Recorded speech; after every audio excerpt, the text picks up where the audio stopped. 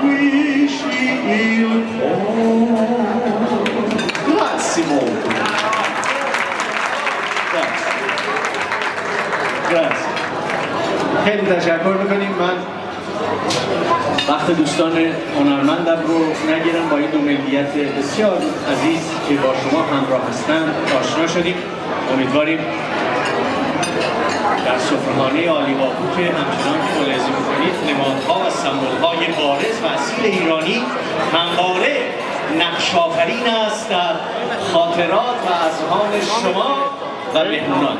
بنده گفتم عروس دامادم داریم. ما اصل قضیه حضور مهمانان گرامیمون در سفره‌خانه عالی‌قاپو عروس‌های بزرگوار، دامادان رشید به افتخار همشون. بسیار بسیار خوشحالیم از حضور شما عزیزان. ما مفتخر هستیم که همواره میزبان این مناسبت‌های پرشکوه و پر از سرور و نشاط هستیم. احیانا اگر تولد هم هست، سالگرد ازدواج هم هست، اونا رو بهشون تبریک میگیم و امیدواریم همه با ما همراه باشن. خیلی تشکر میکنیم.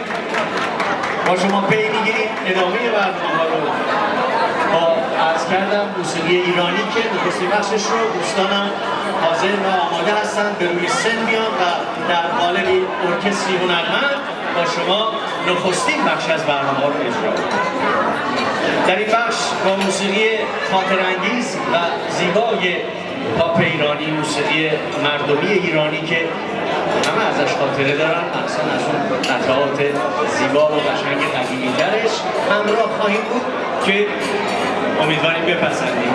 ارکستر هنرمند ما به انضمام صحنه‌گردانی و اجرای خواننده خوش‌آوا و نام‌آشنا. از این رو خواهش می‌کنم برای آقای مهران احراری تشریف بفرمایید. مرسی.